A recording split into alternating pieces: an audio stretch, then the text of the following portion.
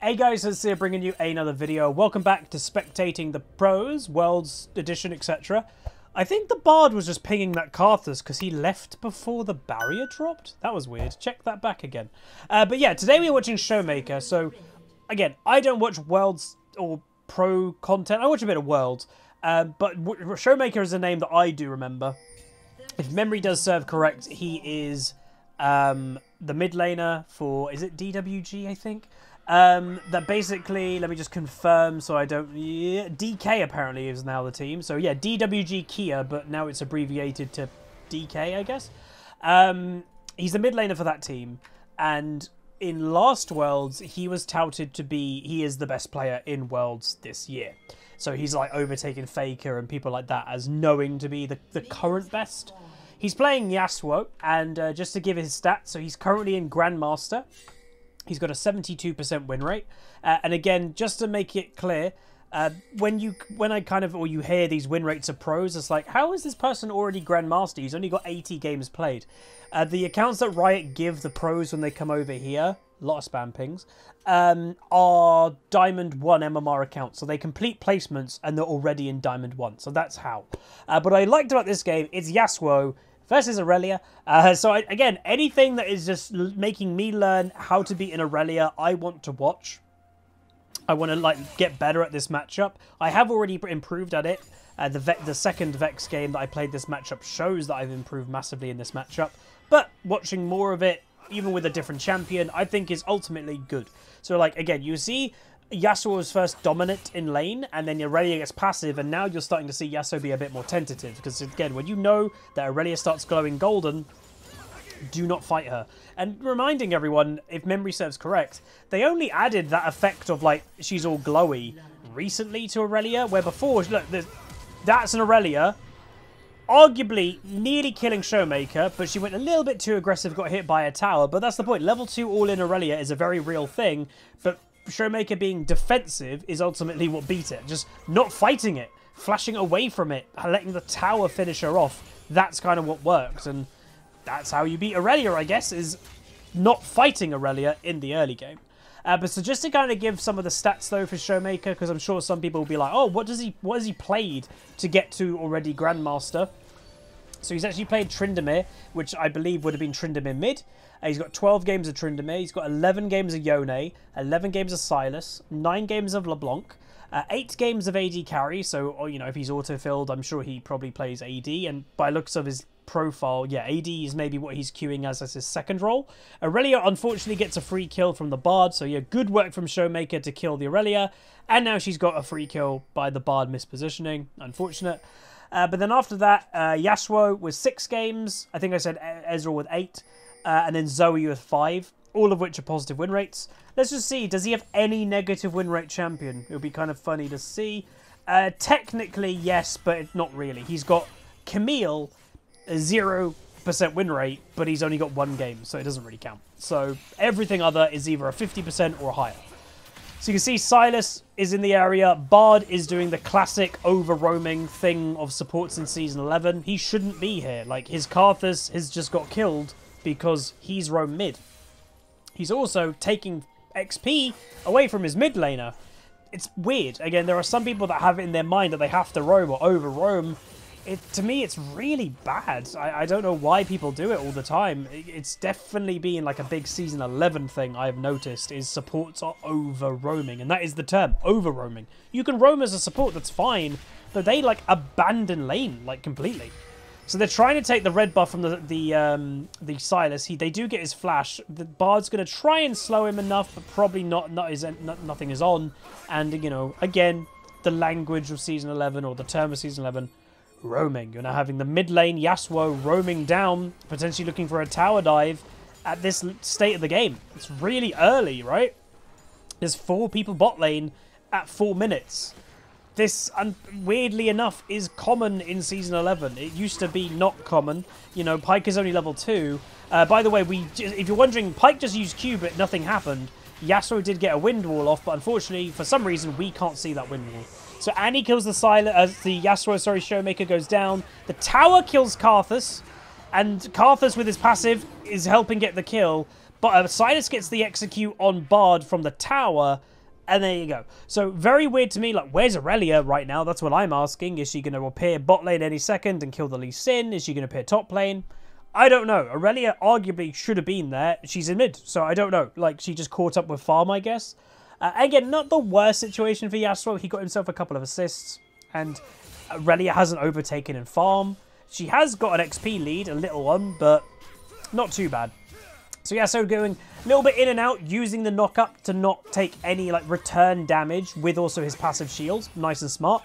Denies the Q, gets the stun, and now with the Pike Roam, with the passive Aurelia, high damage, he goes down. So again, this is ShowMaker, literally one of the best players in the world, getting beat by an Aurelia. They do get a return kill on Aurelia, though, by 3 people now being mid. So that, you know, in essence, a 4-man mid lane play at 6 minutes. So you had 4 people bot lane, now 4 people mid lane, which is a little bit crazy. You might notice, by the way, a Annie in bot lane. My only guess, and obviously I don't know every player in the US, believe it or not, but I'm guessing it's like a one trick. I can have a little look, why not? If I can find the game. Yeah, here we go. And I'll also give information about the Aurelia, why not? But yeah, the Annie is an Annie main, is a challenger Annie main. Does play other things, but Annie is by far their best champion. And then the Aurelia against ShowMaker has a negative win rate on Aurelia, believe it or not, and a negative KD. So she is a Akali, Silas, Galio player. Also Twisted Fate, then Viego, then Aurelia, all have over 100 games played.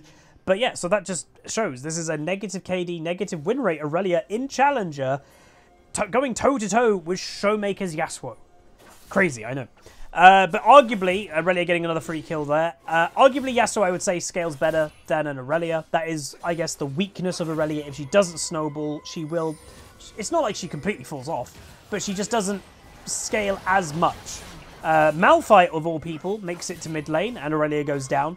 So many people on the map at all times. Let me know what you guys think of that, the new, if you will, Season 11 playstyle. Do you guys like that it's more loosey-goosey with positioning, and you can be mid lane as a support, you can be top lane as you know, you can be bot in mid lane as a top lane anytime. Like, it can be, you know, back in the day, it used to feel like roaming only happened after like 10 minutes. Well, now it's from 4 minutes, you know.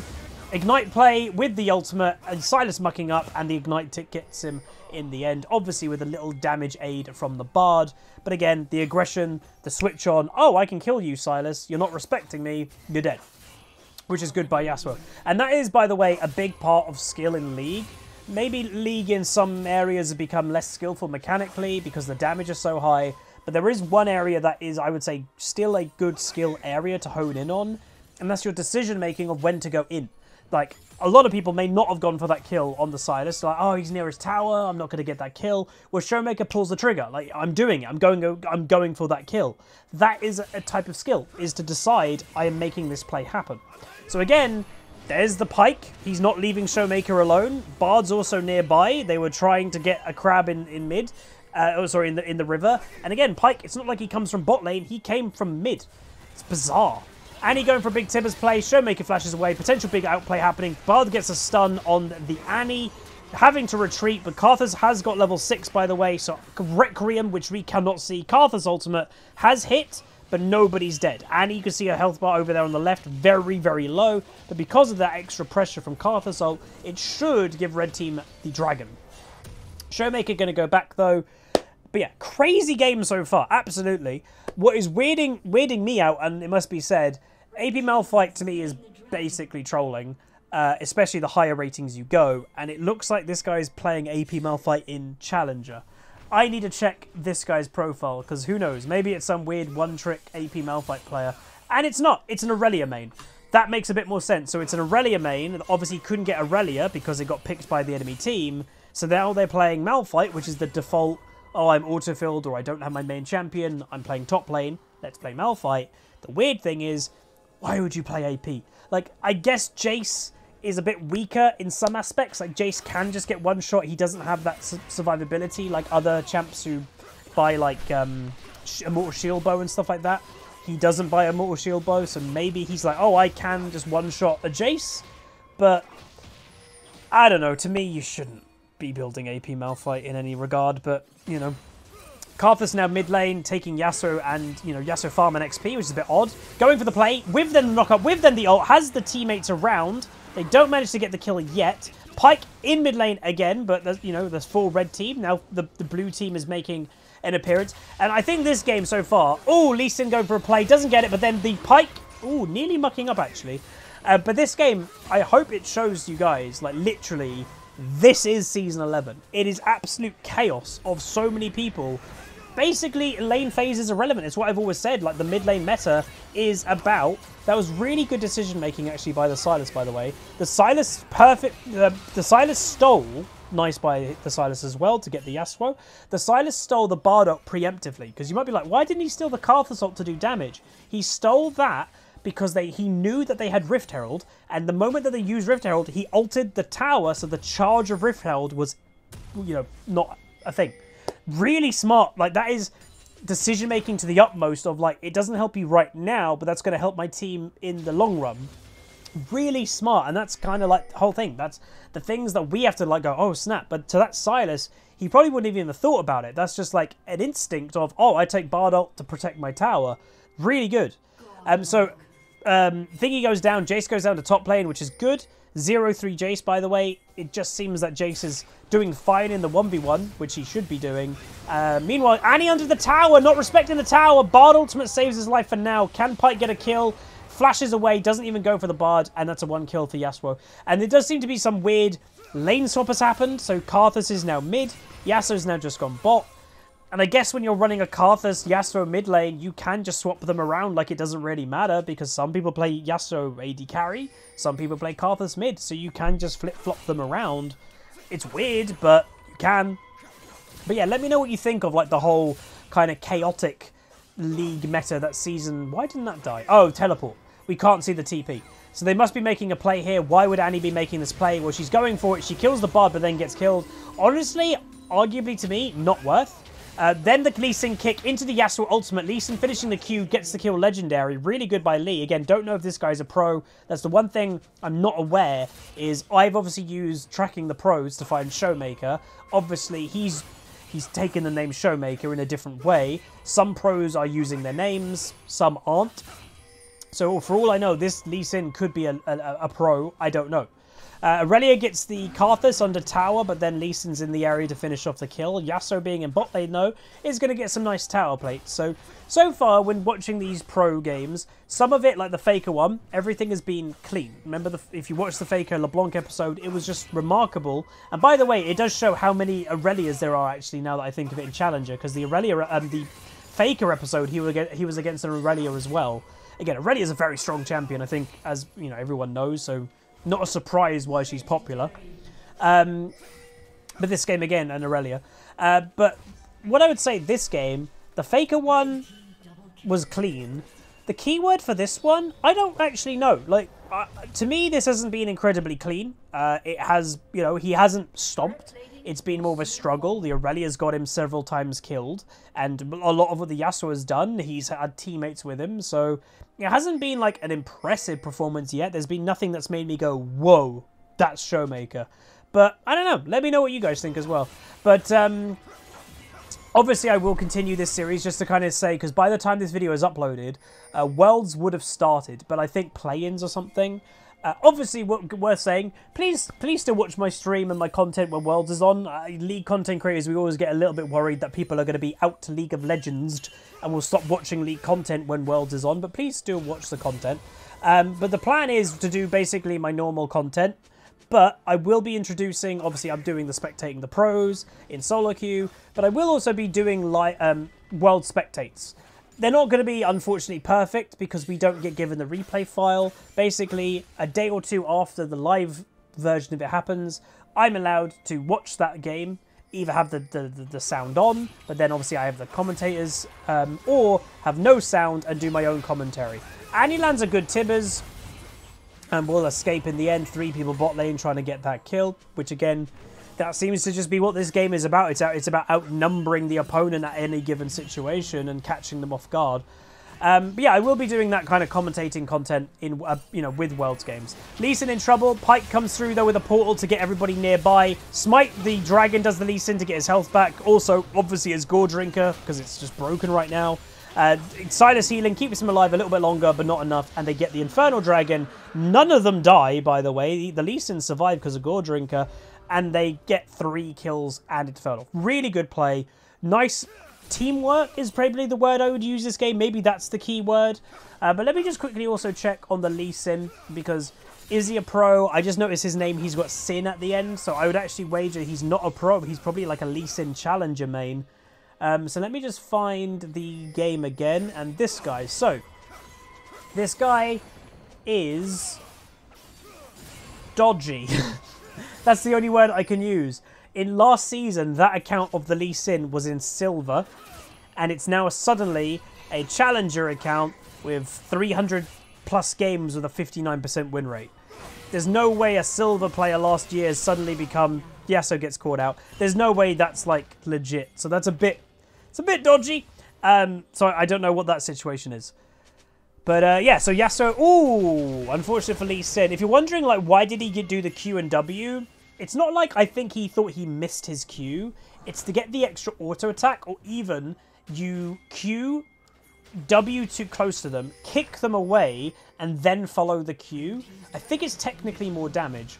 So Lee Sin actually being careful of the Jace, probably because he has allies on its way, backup is coming, Pyke obviously being top lane. Roamed an insane amount this Pyke this game, and obviously it's not worked brilliantly, it has to be said. It's been okay, but yeah.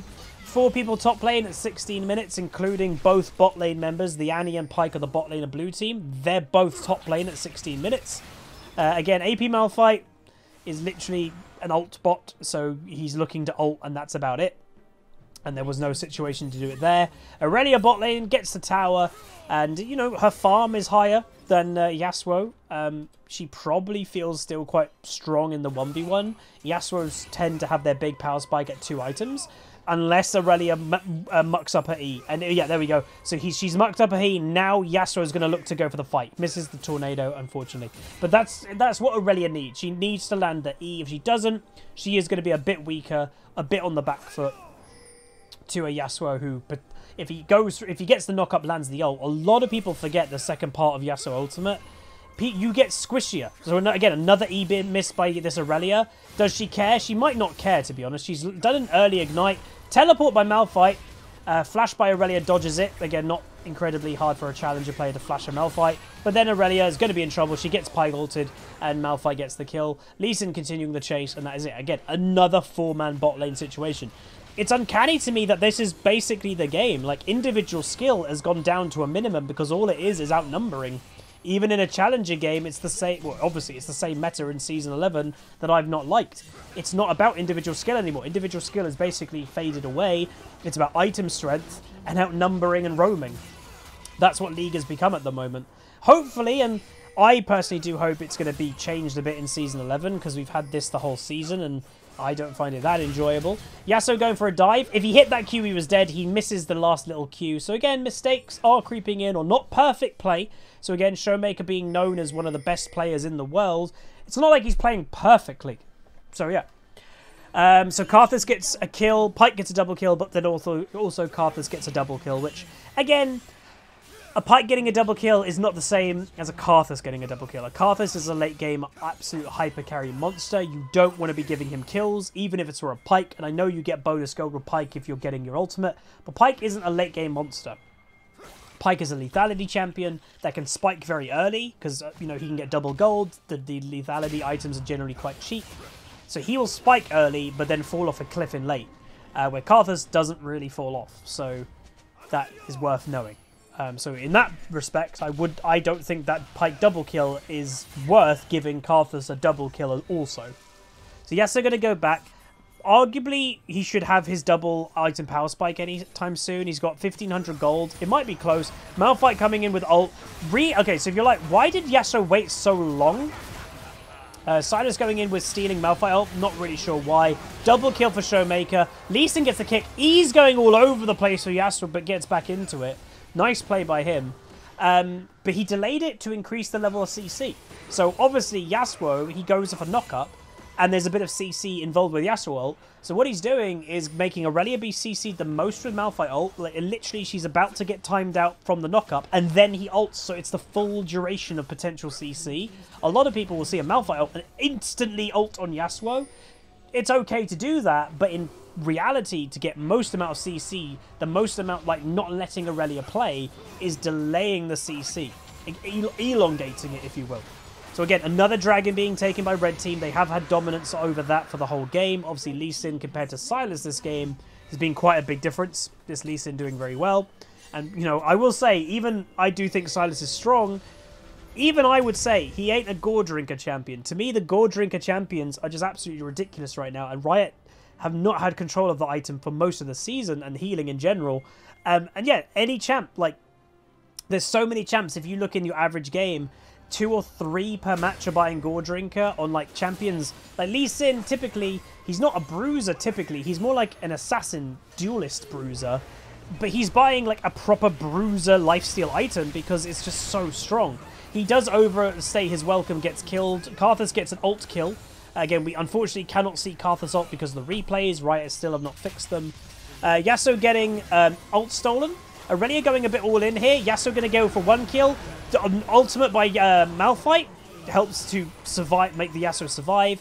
And again, the big thing I'm seeing here is really good team play by red team, more than anything else. More than, like, how good ShowMaker is. And obviously, reminding everybody, these pros from around the world are coming in, and yes, they're getting Grandmaster or they're getting Challenger. I am, you know, just reminding people, they are playing in Challenger EU West. And, you know, if you talk to pros and they've given interviews throughout the year, the 2 servers that are known to be the pinnacle, excluding China, because China's, like, kind of set in its own, complete thing in solo queue. But the 2 servers that are kind of the pinnacle, apparently, of solo queue are Korea and EU West. They're just a little bit ahead of the other competitive regions. So the fact that they are, you know, this is Challenger EU West. This Aurelia, for example, this Jace, whoever it may be, even if they're not pros, they're really good players. So that's where you're not truly expecting a pro to stomp in these games. But an 8-4-10 KD with winning in farm is a very good performance in Challenger. Even for ShowMaker, yes, he's going to be better, and pro is different to solo queue. I think that's what sometimes people don't fully understand. There have been some pros in League of Legends history that have been pretty bad at solo queue. Again, admittingly, this was quite a while ago. Sylas gets 1 kill, Yasuo gets the other. But 2 that just pop into my mind. C9 Bulls. There was a meme about him, D2 Bulls, that he could not get out of D2, Diamond 2, when he went to Worlds somewhere. It might have been Europe, it might have been Korea, I don't remember. But he couldn't get past Diamond 2. And all the other pros were getting Challenger or whatever. He could not climb above Diamond 2 because just solo queue wasn't his thing, I guess. But in pro play, he was really good. Yasuo going on an absolute tear. He's got his big crit items. He can do so much damage now. He will survive with also the healing. Lee Sin tried to protect. He didn't need to in the end. And that was really good. So again, double-digit kills by the Yasuo now. Now you're starting to see the damage, the strength of a Yasuo show up. But that was one. And then also from memory, Elements. Very old pro player. So many of you probably don't know that name. But played for Curse back in like Season 1 and Season 2. He also wasn't a very high rating pro player. Some pros just aren't solo queue inclined. Being a good pro player doesn't have direct correlation to being good at solo queue. It really doesn't. Some pro play is so different to solo queue and vice versa. But anyway, that is a good game. So 11-4-12 by Yasuo. But that, you know, I'm going to give my honest opinions about this. ShowMaker, clearly good. It's a challenger level game, so we shouldn't expect him to go like 30-0. But there was nothing that made me kind of go, whoa. It was just waiting for a Yasuo to scale, which he did. He did a lot of damage when he had 2-3 items. But mainly this game was about teamwork and team reliance. And, oh, we have 3 people, you have 1. Or we have 4 people in bot lane, you have 2. It was more about outnumbering, which I guess part and parcel is ShowMaker did that well a lot of the time because he was involved in these. And if you are playing the meta of League of Legends as even the mid laner, you should be at bot lane of 4 minutes, I guess, in Season 11. And that's what he was doing. He was playing the meta way of Season 11. So there you go. Hopefully you guys enjoyed. That was SHOWMAKERS YASUO. I don't know if we'll see it in Worlds, but hopefully. Again, let me know which other pros you want me to watch and what specific champion, if any, on that specific pro. if they're known for any picks, it would be cool to watch their known picks. But yeah, Worlds will be starting soon. I think the play-ins. But if you guys did enjoy this, do throw a like on it, throw a comment, throw a subscribe. See you guys next time. Peace. Call down the reckoning to bring back hope and peace. Restore our glory to live forever. Bring down the dark regime.